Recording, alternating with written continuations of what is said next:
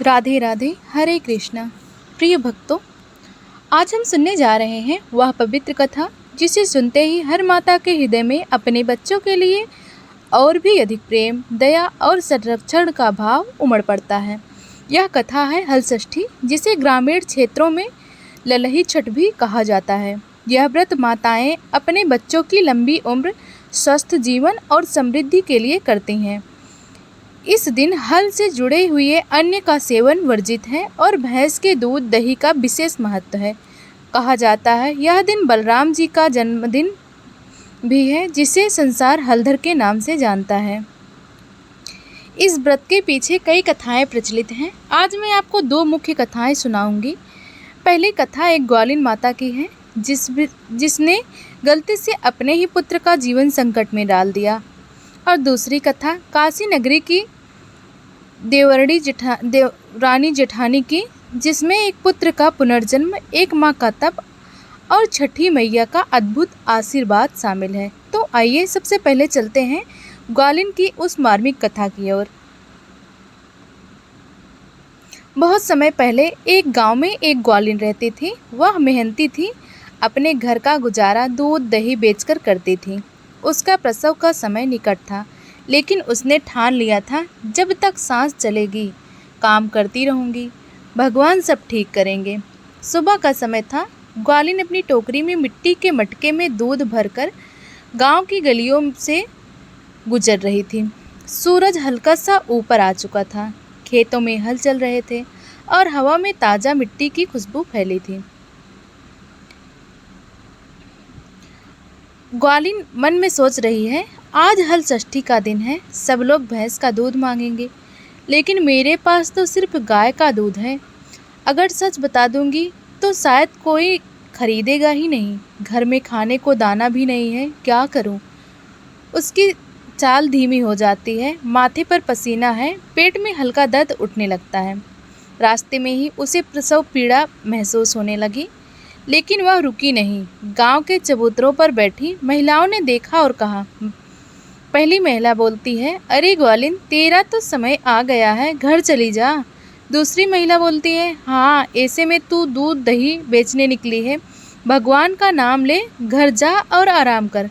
ग्वालिन हंसकर बोली। ग्वालिन कहती है, अरे बहनों, घर जाकर भी क्या करूँगी, जब तक दूध बिक न जाए पेट का क्या होगा। थोड़ी दूर जाने पर वह एक अमीर ग्राहक के दरवाजे पर पहुंची।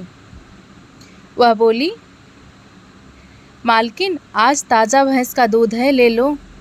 असल में यह गाय का दूध था, लेकिन उसने लोभवश भैंस का बताया। मालकिन ने तुरंत मटका ले लिया और पैसे दे दिए।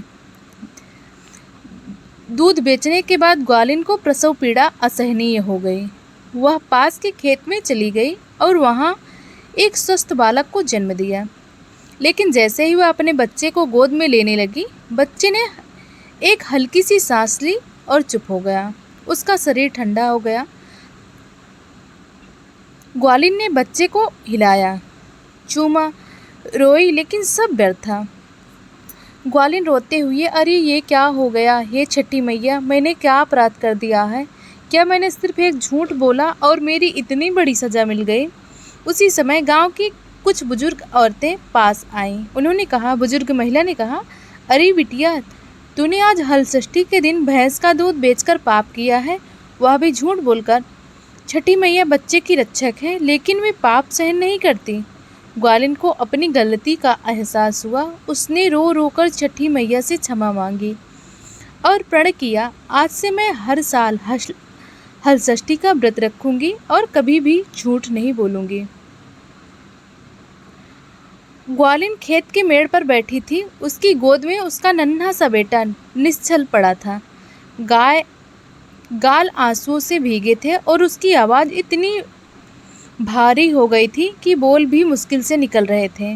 ग्वालिन बिलखते हुए कह रही थी, हे छठी मैया, मैंने लालच में आकर जो किया उसका दंड मेरे मासूम को क्यों?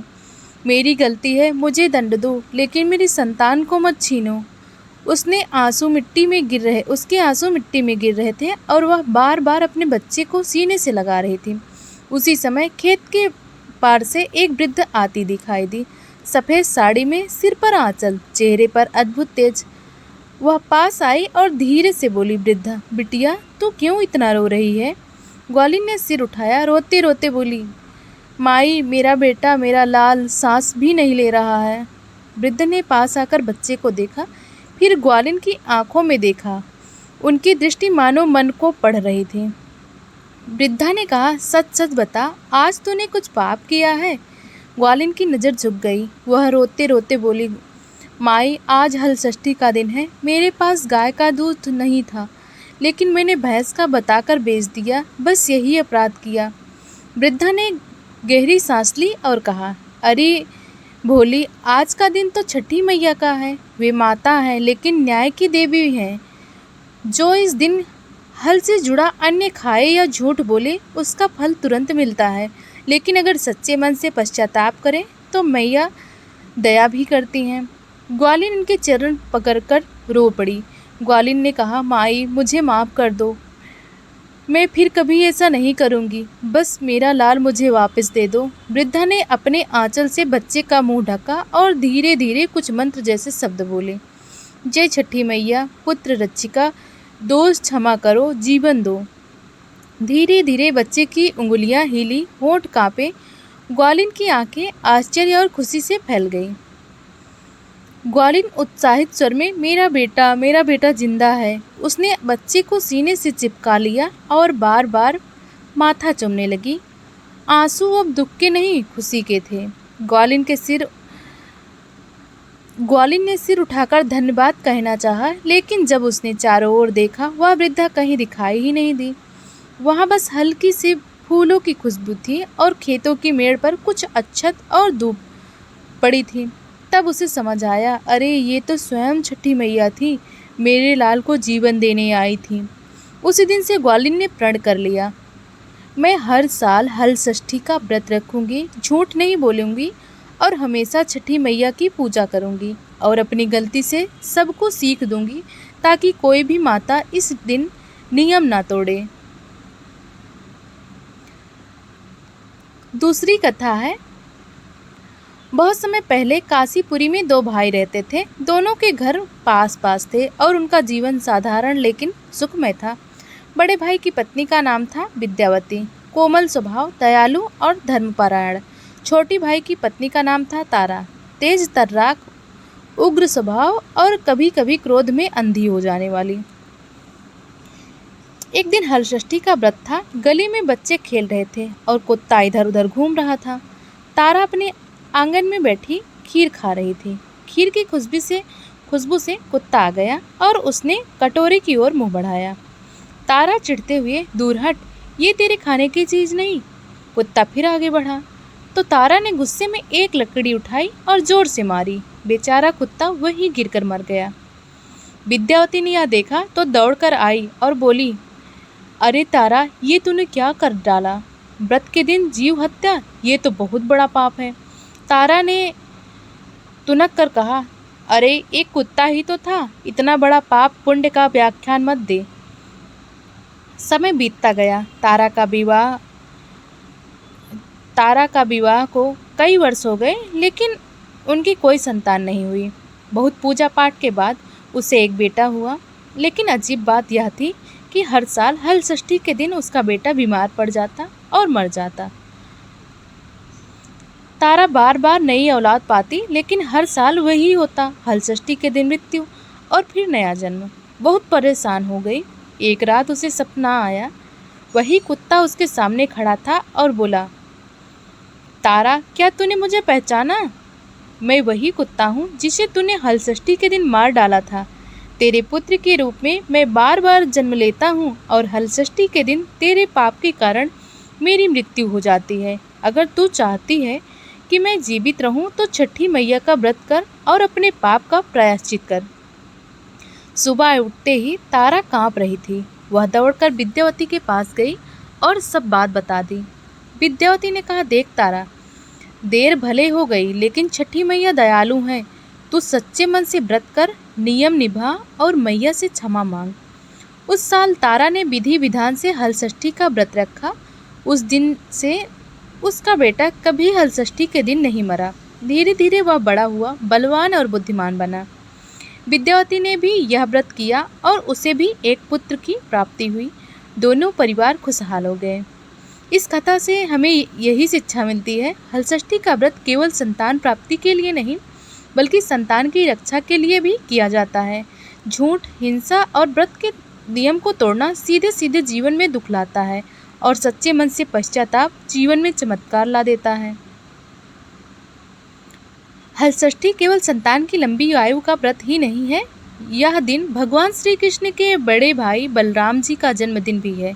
बलराम जी को हलधर दौज या संवत्कर के नाम से भी जाना जाता है। उनका जीवन सत्य, बल और धरती से जुड़े श्रम का प्रतीक है। मथुरा नगरी में कंस का आतंक फैला हुआ था। वह अपनी बहन देवकी और उसके पति वासुदेव को कारागार में बंद करके उनके हर नवजात शिशु का वध कर देता था। जब देवकी के गर्भ में 7वां शिशु आया तो भगवान की योजना से अद्भुत लीला हुई। वह गर्भ योग माया के प्रभाव से वासुदेव की दूसरी पत्नी रोहिणी के गर्भ में स्थानांतरित हो गया। रोहिणी नंदगांव में वसुदेव के मित्र नंद बाबा के घर रही थी। उसी गर्भ से बलराम जी का जन्म हुआ। क्योंकि वे हल चलाने के प्रतीक देवता हैं, उन्हें हलधर कहा जाता है। उनके हाथों में सदैव हल और मूसा गदा जैसा हथियार रहता है। बलराम जी धरती की उपजाऊ शक्ति और कृषक जीवन के रक्षक माने जाते हैं। हल चलाना न केवल अन्न पैदा करने का साधन है बल्कि जीवन में श्रम, परिश्रम और ईमानदारी का प्रतीक है। इसलिए हलषष्ठी के दिन हल से जुड़े हुए अन्न का परित्याग किया जाता है ताकि धरती माता को विश्राम मिले और बलराम जी की कृपा बनी रहे। मान्यता है कि बलराम जी ने अपने जीवन में असुरों का नाश किया, धर्म की रक्षा की और गांव-गांव घूमकर खेती और पशु पालन के महत्व को बताया। जो माताएं अपने बच्चे की रक्षा के लिए हलषष्ठी का व्रत करती हैं, बलराम जी उन्हें अपने बल और सुरक्षा का आशीर्वाद देते हैं। यही कारण है कि ललही छठ के दिन बलराम जी की पूजा होती है और छठी मैया के साथ उन्हें स्मरण किया जाता है। माताएं व्रत रखकर, कथा सुनकर और नियम पालन करके अपने बच्चे की उम्र लंबी करने का संकल्प लेती हैं। हलषष्ठी का व्रत उतना ही पवित्र है जितना कठिन। इन दिन माताएं अपने बच्चे के लिए उपवास रखती हैं, नियमों का पालन करती हैं और बलराम जी तथा छठी मैया की पूजा करती हैं। आइए जानते हैं इस व्रत की विधि और नियम विस्तार से। व्रत का दिन और समय। यह व्रत भाद्रपद मास के कृष्ण पक्ष की षष्ठी तिथि को रखा जाता है। इस दिन बलराम जी का जन्मोत्सव भी मनाया जाता है, जिसे बलराम जयंती कहते हैं। प्रातः सूर्योदय से पहले व्रत का संकल्प लिया जाता है। माताएं सूर्योदय से पहले स्नान कर स्वच्छ वस्त्र धारण करती हैं। पूजा स्थल को गोबर और गेरू से लीपकर पवित्र किया जाता है। पूजा में छठी मैया की प्रतिमा या चित्र, बलराम जी का प्रतीक हल और दूब, फूल, अक्षत आदि रखे जाते हैं। इस दिन हल से जुड़े हुए अन्न का सेवन वर्जित है, यानी गेहूं, जौ, धान आदि का परहेज किया जाता है। इसके स्थान पर बाजरा, कोदो, सावा जैसी बिना जुताई वाले अनाज खाए जाते हैं। भैंस का दूध और दही का सेवन शुभ माना जाता है। झूठ बोलना, जीव हत्या करना और किसी का अपमान करना वर्जित है। पूजा की विधि है, व्रती माता कलश स्थापित करती है और गंगा जल से छठी मैया का आवाहन करती है। बलराम जी के प्रतीक के रूप में हल रखकर उनकी पूजा की जाती है। दूब, फूल, चावल, रोली, सिंदूर और धूप दीप अर्पित किया जाता है। कथा सुनने के बाद माताएं अपनी संतान के सिर पर हाथ रखकर आशीर्वाद देती हैं। व्रत का आध्यात्मिक कारण। हल से जुड़े अन्न का त्याग यह धरती माता को विश्राम देने का प्रतीक है। भैंस के दूध का सेवन यह बलराम जी और कृषक जीवन से जुड़ी परंपरा का सम्मान है। संतान रक्षा का संकल्प यह मातृभाव की सर्वोच्च अभिव्यक्ति है, जिसमें माँ अपने सुख का त्याग कर संतान के जीवन की रक्षा करती है। माना जाता है कि जो माता इस दिन सच्चे मन से व्रत करती है, उनके घर सुख समृद्धि आती है और उनके बच्चे की उम्र लंबी होती है। व्रत का महत्व केवल संतान के लिए ही नहीं बल्कि परिवार में प्रेम, त्याग और आस्था को मजबूत करने के लिए भी है। तो तो भक्तों, आपने अभी सुनी ललही छठ की पावन कथा। एक ग्वालिन माता जिसने गलती से अपने बच्चे को खो दिया, लेकिन छठी मैया की कृपा से उसे वापस पाया। और काशी की तारा व विद्यावती जिन्होंने अपने जीवन में छठी मैया का अद्भुत चमत्कार देखा। इस कथाओं से हमें यही शिक्षा मिलती है, व्रत का नियम तोड़ना केवल परंपरा का अपमान नहीं, बल्कि ईश्वर की कृपा को खोना है। और सच्चे मन से पश्चाताप, आस्था और व्रत जीवन में चमत्कार ला सकता है। आज भी देश भर में लाखों माताएं यह व्रत करती हैं, अपने बच्चे की लंबी उम्र, स्वस्थ जीवन और खुशहाल भविष्य के लिए। और हर साल बलराम जी व छठी मैया अपने भक्तों पर असीम कृपा बरसाते हैं। हे छठी मैया, अब सब पर अपनी कृपा बनाए रखना। हमारे घरों में सुख शांति रहे, संतान सुरक्षित और दीर्घायु हो, और हमारा जीवन धर्म के मार्ग पर चलता रहे। अगर आपको यह कथा पसंद आई हो और आपने इससे कुछ सीखा हो तो इसे लाइक ज़रूर करें, अपने मित्रों और परिवार के साथ शेयर करें। और ऐसी पौराणिक व प्रेरणादायक कथाएं सुनने के लिए हमारे चैनल को सब्सक्राइब कर लें। घंटी के निशान को दबाना मत भूलें, ताकि अगली बार जब हम कोई नई कथा या व्रत पूजा का महत्व लेकर आएँ तो आपको तुरंत सूचना मिल सके। जय छठी मैया, जय हलधर बलराम जी की।